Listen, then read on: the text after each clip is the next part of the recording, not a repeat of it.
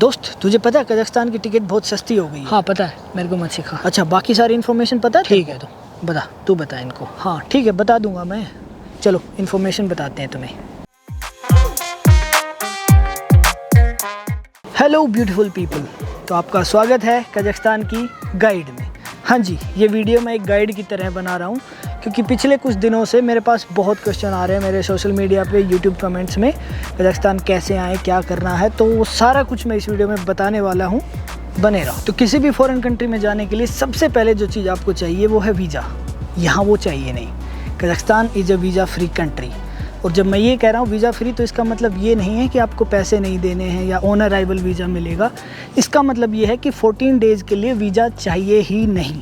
इस टर्म को ध्यान रखा जाए जनाब, 14 डेज़, ये 15 दिन नहीं है। बहुत सारे लोग 15 दिन बताते हैं जो गलत है। तो 14 डेज़ वीज़ा फ्री के बाद और क्या रिक्वायरमेंट है आपकी? पासपोर्ट, जो कि बहुत ज़्यादा ऑब्वियस है।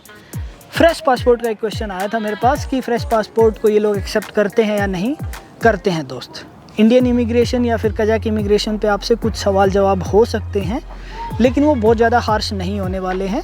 जस्ट अपनी रिटर्न टिकट साथ में रखो और अकोमोडेशन अगर बुक कर सकते हो तो कर लो। थोड़े जनरल क्वेश्चंस अगर आप ईमानदारी से जवाब दोगे तो कोई दिक्कत नहीं आएगी। फ़िलहाल आप दिल्ली से सीधा अलमाटी आ सकते हो या फिर शिमकेंत आ सकते हो। दोनों के लिए आपको फ्लाई अरिस्तान की फ़्लाइट्स अवेलेबल हैं। दिल्ली से अलमाटी इंडिगो भी चल चुकी है।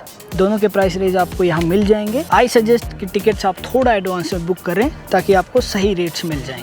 इनसे सस्ती फ़िलहाल कोई भी फ़्लाइट नहीं है दिल्ली से या इंडिया से कजाकिस्तान के लिए। नवंबर में 23 नवंबर से इंडिगो की फ़्लाइट शुरू होने वाली है मुंबई से अलमाटी की। आप वो भी ले सकते हैं। स्टार्टिंग प्राइस जिसका 30,000 टेंगे है और जो बहुत सस्ता है। इंडिया की डोमेस्टिक फ़्लाइट्स भी इससे ज़्यादा महंगी हैं। तो टिकट्स लेने के बाद और कजाकिस्तान पहुंचने के बाद आपको जो पहली ज़रूरत पड़ती है वो है करेंसी की। यहाँ करेंसी का नाम है टेंगे, जो आपको इंडिया में नहीं मिलेगी। तो बेस्ट ऑप्शन है या तो आप डॉलर लेके आएँ या फिर कोई भी ऐसा डेबिट या क्रेडिट कार्ड जिसकी इंटरनेशनल ट्रांजैक्शन ऑन हो। नियो इक्विटास आजकल ज़्यादा रिकमेंडेड है। मेरे दोस्त ने अभी रिसेंटली यूज़ किया था। वो नहीं तो दूसरा कोई भी आप अपने बैंक से बात करके ले आना। अब एयरपोर्ट पे अगर आप चेंज कराते हो, एयरपोर्ट पे यहाँ पे बहुत महंगे चेंज होते हैं लोकल करेंसी। तो माय सजेशन इज़ कि आप सिटी में करिए। मिग नाम का एक सेंटर है जो सिटी के लगभग हर कोने पे है। मेरे ओपिनियन में वो सबसे अच्छे रेट्स देता है यहाँ पे। इसके अलावा बाकी आपकी मर्ज़ी है, आपका पैसा है, कहीं भी चेंज कराइए। अच्छा, करेंसी के बारे में इंपॉर्टेंट अपडेट ये है कि सारे इंडियन डेबिट कार्ड्स और क्रेडिट कार्ड्स यहाँ पे एक्सेप्टेड हैं।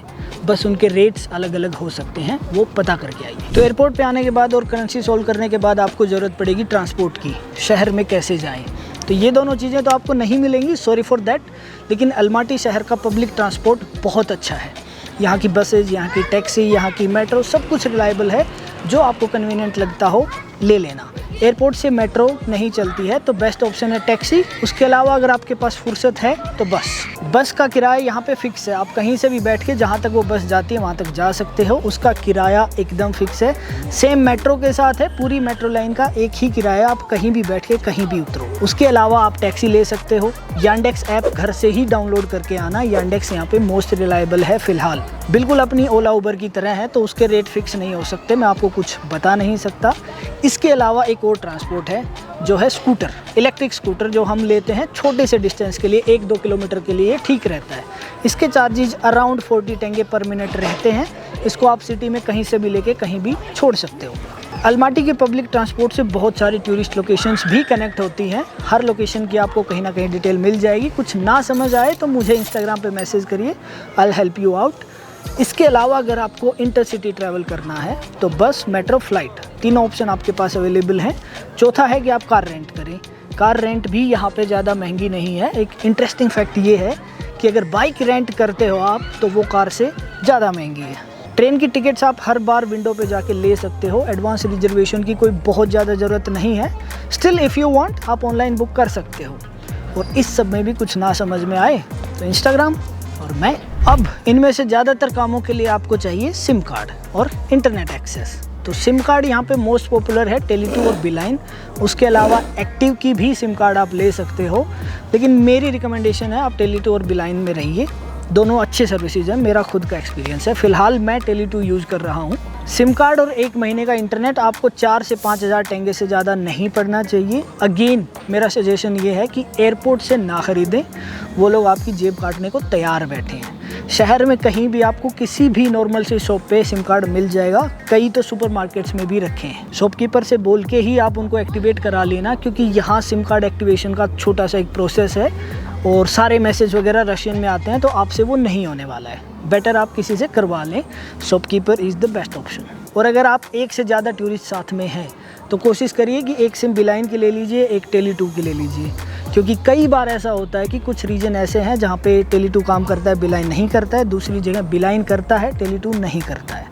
सिटी से बाहर कई जगहों पे ऐसा ही है इंटरनेट एक्सेस या फिर नेटवर्क आप कह सकते हो। तो दोस्त, जब इतना कुछ आपने कर लिया है तो अब आपको लगेगी भूख, और अगर आपको इंडियन खाना खाना है तो ये सारी लिस्ट है, यहाँ पे बहुत सारे इंडियन रेस्टोरेंट्स हैं। हमारा रिकमेंडेशन है silver spoon, best in my opinion. Silver spoon में आपको जैन फूड भी मिल जाएगा in case you need it. इसके अलावा अगर हम लोकल कुजीन की बात करें तो नवात रेस्टोरेंट की एक चेन है, कई सारे रेस्टोरेंट हैं इनके सिटी में। अकॉर्डिंग टू मी वो बेस्ट है आपके लिए। वहाँ पे आप लोकल कुजीन ट्राई कर सकते हो, उज़्बेक कुजीन भी ट्राई कर सकते हो, और इनके पास कई सारे वेज ऑप्शन भी हैं अगर आप वेजिटेरियन हो। तो अब अगर बात करें वेदर की कि कब आपको यहाँ आना चाहिए और क्या लेके आना चाहिए, तो दोस्त मेरे ओपिनियन में October is the best month to visit Almaty. Astana अभी ऑलरेडी ठंडा हो गया है, लेकिन अलमाटी के लिए ये बेस्ट है। यहाँ पे इतने सारे कलर्स हैं अभी कि आपको देख के मज़ा ही आ जाएगा। अगर टेम्परेचर की आप बात करें तो +5 से +20 तक रहेगा। रात में डेली यहाँ पे ठंड हो जा रही है। अभी देखो रात हुई भी नहीं है, मैं हल्की जैकेट पहने खड़ा हूँ, लेकिन जैसे ही रात के 9-10 बजेंगे मुझे मोटी जैकेट चाहिए होगी, और ये हाल पूरे अक्टूबर रहने वाला है। तो मेरा सजेशन ये है दोस्त कि एक वार्मर्स का सेट ले आइए, एक अच्छी जैकेट ले आइए, और हो सके तो कुछ ऐसा जो आपको वाटरप्रूफ हो, एक हल्की जैकेट या फिर रेन कोट, जो भी आपको ठीक लगे। I recommend that. सनग्लासेस ज़रूर ले आइए, क्योंकि सिटी से जब आप बाहर जाते हो तो आपको ज़रूरत पड़ेगी। अच्छी क्वालिटी के शूज़ लेके आइए, फैशन के चक्कर में ऐसे शूज़ मत लाइए कि आप बहुत सारी टूरिस्ट डेस्टिनेशंस जा ही ना पाएँ, क्योंकि कजाकिस्तान में अभी भी ऑफबीट लोकेशंस बहुत सारी हैं। आप कैनियन जाते हो, आप कोलसाई जाते हो, या और किसी लेक पे जाते हो, तो आपको काफ़ी पैदल चलना पड़ेगा। तो इस हिसाब के अपने शूज़ लेके आइए। स्नोफॉल है वो नवंबर में किसी भी टाइम स्टार्ट हो सकता है। मिड नवंबर में पूरे चांसेस हैं कि स्नोफॉल हो, और रेगुलर स्नोफॉल मिड दिसंबर के बाद शुरू हो जाएगा। न्यू ईयर के आसपास पक्का 3-4 बार स्नोफॉल होने वाला है, क्योंकि हर बार होता है। और मार्च अप्रैल तक ठंड रहेगी, अच्छी कड़ाके की ठंड रहेगी। जैन फेब में तो -20 तक भी जाता है टेम्परेचर, उससे नीचे भी गया था लास्ट ईयर। उसके बाद समर शुरू हो जाएंगी। समर्स अच्छा टाइम इसलिए है कि आप आसपास की सारी लोकेशंस कवर कर सकते हो। विंटर में भी जैसे दिसंबर जनवरी में कुछ भी बंद नहीं होता है, लोकल ट्रांसपोर्ट भी ऐसे ही चलता है, सारे टूरिस्ट डेस्टिनेशंस ओपन होते हैं, लेकिन ठंड ज़्यादा हो जाती है, आप वहाँ पे ज़्यादा टाइम नहीं बिता सकते हो। फ्रोजन लेक्स अगर आपको देखनी है तो जनवरी एंड फरवरी बेस्ट है। इसके अलावा सारी चीज़ें मैं आपको बता ही चुका हूँ। तो अब अगर हम बात करें कि सबसे इम्पोर्टेंट ऐप्स कौन सी हैं जो यहाँ आने से पहले आपको डाउनलोड करनी चाहिए, तो सबसे पहले है गूगल ट्रांसलेटर, क्योंकि लैंग्वेज बैरियर आएगा यहाँ पे। सबको रशियन लैंग्वेज आती है, किसी को भी इंग्लिश इतने अच्छे से नहीं आती है, बहुत थोड़े लोग हैं जो इंग्लिश बोलते हैं। तो गूगल ट्रांसलेटर और उसमें रशियन लैंग्वेज का ऑफलाइन पैक डाउनलोड करके आइए, ताकि कहीं कनेक्शन ना भी हो तो भी आप चीज़ों को ट्रांसलेट कर सकें, लोगों को समझा सकें। उसके अलावा मैप्स के लिए यांडेक्स मैप्स और टूगिस, दोनों में से जो ऐप आपको ठीक लगे डाउनलोड कर लीजिए। गूगल मैप से बेहतर ऐप है अलमाटी शहर के लिए, या फिर आप कह सकते हो सेंट्रल एशिया के लिए। इन शहरों की ज़्यादा अपडेटेड इन्फॉर्मेशन है इन एप्लीकेशंस पे।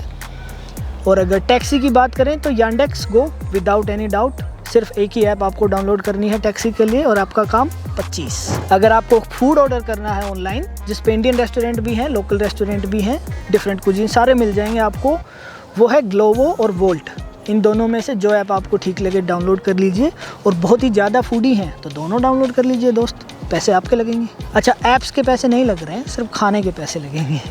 तो जनाब, इस लिस्ट का last point but not the least, accommodation. अगर आप यहाँ आओगे तो रहोगे कहाँ? तो यहाँ रहने के लिए हॉस्टल्स, होटल्स, काउच सर्फिंग और एयरबीएनबी चारों अच्छे से काम करते हैं। एयरबीएनबी पे भी अच्छे अपार्टमेंट मिल जाते हैं, क्योंकि हमारे लोगों को कुकिंग का भी प्रॉब्लम होता है।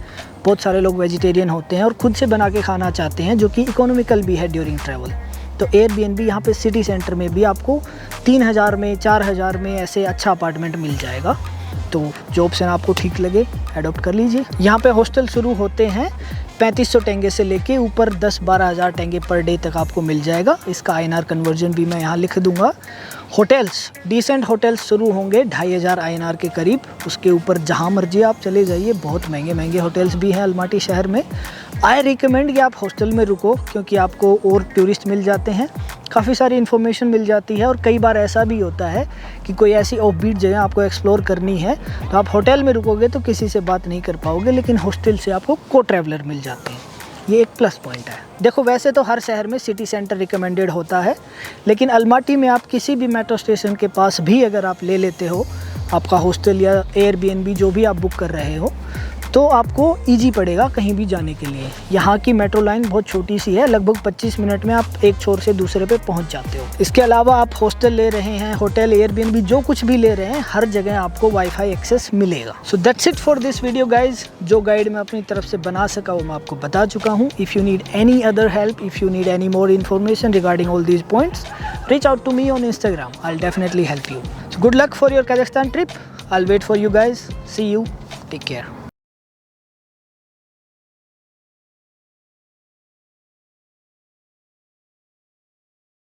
हेलो दोस्त, अगर आपको कजाकिस्तान घूमने आना है तो इस बकलोल की बात बिल्कुल मत सुनना। चुप कर जा।